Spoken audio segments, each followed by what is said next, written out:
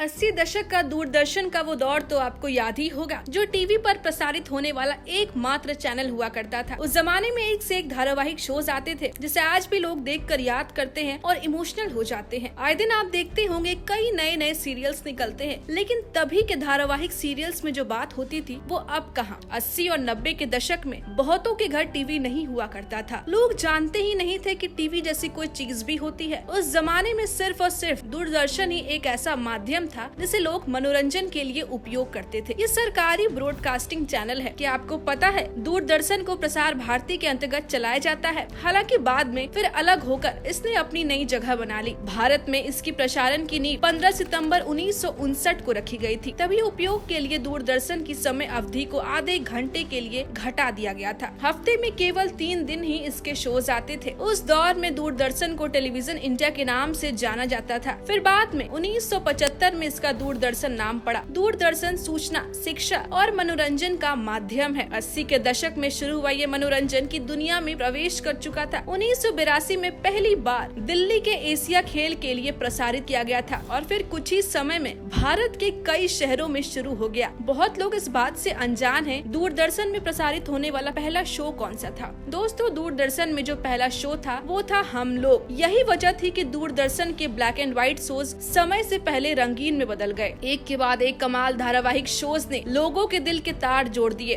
फिल्मों के बाद लोगों को एंटरटेनमेंट का नया प्लेटफॉर्म मिल गया। बुनियाद, नुक्कड़, दिल दरिया, विक्रम बेताल, मालगुडी डेज, हम राही, रामायण, महाभारत, श्री कृष्णा जैसे कई धारावाहिक शोज हैं जिसे आज भी देखने जाएं तो आंखों में आंसू आ जाएंगे। समय बीत गया, लेकिन आज भी लोगों के दिल में वो कहानी जिंदा है। आज भी वो नायाब किरदार जिंदा है। दोस्त, ऐसी ही धारावाहिक शोज में एक है फिर वही तलाश। ये ऐसी शो थी जिसने बच्चों से लेकर बड़ों के दिल में जगह बना ली थी। भले ही आज कई तड़कती फड़कती शोज गाने आने लगे हैं, लेकिन धारावाहिक शोज की जगह कोई नहीं ले पाया। 1990 पूरे एक साल ये शोज चला। 90 के दौरान आई इस शो ने लोगों को आशिकाना बना दिया था। शो का एक गजल था जो बहुत ही मशहूर था, मेरे हम सफर मेरे साथ तुम, कभी दिलों की डगर मिले, कभी मुस्कुराहट का सफर मिले। इस गजल ने मोहब्बतों का समा बांध दिया। आज भी आप इस गाने को सुनेंगे तो आपको ऐसा लगेगा जैसे हवाओं में रोमांस की खुशबू बिखरी हुई है। उस जमाने में नेशनल टीवी पर प्यार का खुमार छाया रहता था। गजल को दिल्ली की शादाब सिंगर शोभना राव ने गाई थी। शो की कहानी कुछ ऐसी है। पद्मा और नरेंद्र, एक मासूम सच्ची प्रेम कहानी। नरेंद्र एक गरीब परिवार का लड़का है। वह बीए ग्रेजुएट होने के लिए पढ़ाई कर रहा था। नरेंद्र की पड़ोसी यानी हिमानी शिवपुरी उसे बहुत ही पसंद करती थी, लेकिन पद्मा के पिता बहुत कड़े किस्म के इंसान थे। उन्हें यह इश्क विश्क मंजूर नहीं, जिसके बाद उन्होंने अपनी बेटी की शादी सागर यानी राकेश कपूर से करवा देते हैं।